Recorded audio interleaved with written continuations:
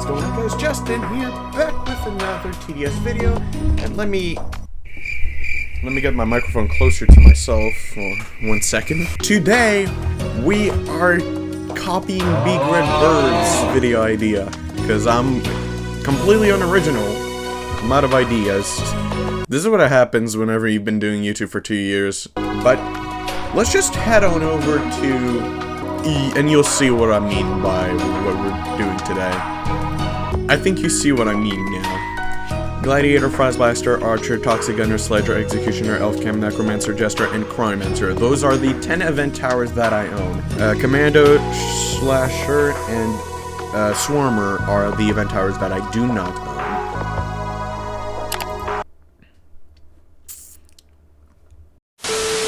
And now we're gonna spin the wheel to find out what our loadout is going to be.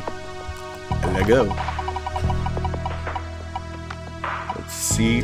Ooh! A juicy gladiator! Next up, Executioner, another solid tower. Oh, come on. A few moments later. Third tower. Can we get some range? I mean, we already have execution, sure. Sledger. I'll take a Sledger. 2 more towers between these 7. Honestly, if I'm honestly fine with anything that isn't gonna overlap with Sledger, like Frostblaster or Cryomancer. Elf Camp. Okay. Elf Camp works out. This website, I swear to God, dude. And lastly, we have Necromancer. Okay. And here we are back in TDS. So let's just get the towers, alright?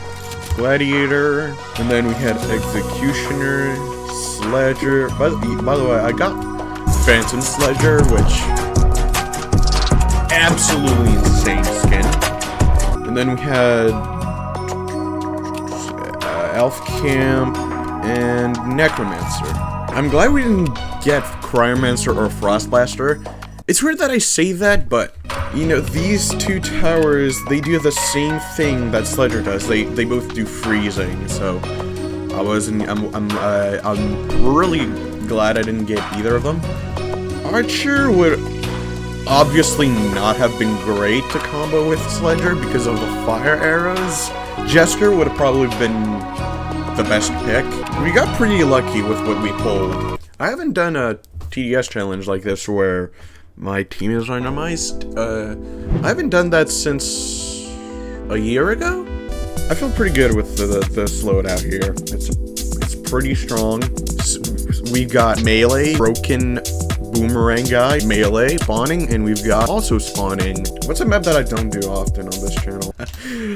I don't think I've ever done Honey Valley in my life. Confident, but not to the point where I can do Fallen, you know what I mean? Map, very easy. The map is very short, but you can very easily utilize a ton of range. These first 2 loops kind of remind me of the starter map in Bloons. And we've also got no farm, so we need to also utilize our money well. We want to be careful with how we invest stuff. I'm the one to talk about investments. Even though I literally made a 725 Robux purchase for cosmetics. So who am I to talk about investments? Don't listen to me. Not 100% sure if we're gonna be able to get a level 4 gladiator by the time the boss comes out. Ideally, we want that to happen, but it's not guaranteed. So, I saw, like, this is kind of like a hot topic at the moment, you know? Big Red Bird's done it, and Sinister has done it, you know, Cat Superiority. A guy that I don't mention on the channel, but I know personally. Not personally, I haven't met him in real life. What am I saying? Everybody's been doing it. Everybody's been on that train, and I'm gonna jump in that train. I'm not trying to understand why these flowers exist. We got level 4 in time. We managed to get a level 4 in time. Let's get 2 elf camps. Kind of rushed placement, but I don't care. You know what I just realized? I got lucky with the loadout. And if you know me, you know that I am the epitome of bad luck. Oh my freaking god! It has taken me over 5,000 encounters on over 2 days. And I've finally found a single 1% odds blue flow edge. We spun a wheel before we started the video. Max's strongest tactical power is not essentially minus. Bruh. Sword swing, then sword swing, then stomp. What was that? So this is kind of a glow up and a half. This ledger guy's like, you wanna go? You wanna go? I think I'm gonna another level 4 gladiator. I mean, we're kind of speedrunning this. The range looks massive, or maybe it's just the fact that the map is just extremely small. Yeah, I mean, at this point, I think we're just gonna be a smooth sailing. We got pretty much a set of some of the best event towers you could possibly ask for. I mean, look at the backpack on this guy. I want to comment on it, but there's just cannoneer elves shooting in the way. Could you imagine if you rammed into something you didn't even see? And then you were to look around to see what you rammed into, and then you still didn't know what you rammed into because you couldn't see what you rammed into in the first place. Like, get everything. We'll get an executioner, and by an executioner I mean a couple of them. After I get my Christmas army, of course. Everybody knows why I put executioner in front of this, and if you don't, you're living under a rock. The way the executioner's axe works is so janky.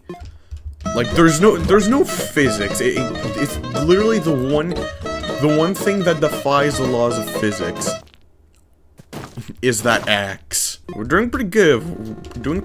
We're 75% of the way there, and we're pretty much excelling. The ripped elf, it almost has just global range. I kind of find the legal obligation that I need to get a necromancer because, I mean, what's the point of bringing a necromancer if I'm not using it, right?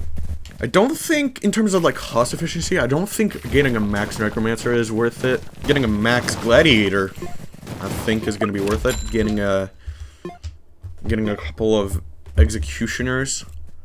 I don't know what much can stop us now that we have 2 max elf camps. This is just me getting cocky. Watch me just absolutely get drained my life off of me just by jinxing it. Swarm hordes, they're not a problem.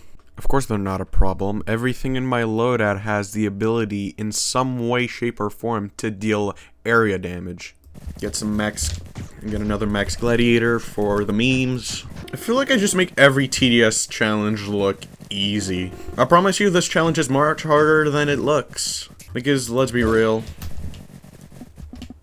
getting all these 5 specific towers is not guaranteed whatsoever. Getting a max necromancer than a max ledger, that's 52 grand. That's 52 and a half grand. Oh my god! Actually, I think I'm underestimating the amount of money I'm getting by a lot. So, correct me if I'm wrong, I'm still not sure how necromancer works, but from what I've heard, supposedly executioner skeletons are not guaranteed to spawn, and that's like they're purely RNG. Like, is that how that works, or am I just being stupid? Because if we're talking about RNG, then it probably makes sense, considering I'm not the luckiest person in the world. I'm probably the unluckiest person I know is myself.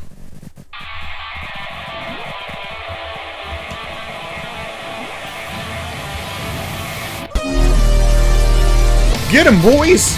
And also supposedly frost affects bosses, but it doesn't freeze them, it just frosts them. This doesn't look so great, guys. We have executioners dealing axe damage, and that's about it. Any form of bad RNG is just a GG. I think we're good. We should be fine.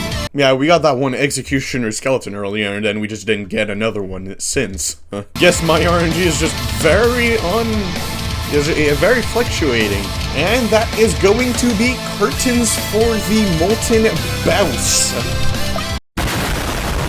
He died from having a seizure, by the way. It wasn't the Frost. It wasn't the Executioners. It wasn't the ridiculous amounts of Gunner Elves. It wasn't the Ripped Elves. It wasn't the Necromancer. It was a seizure. It was just simply a seizure.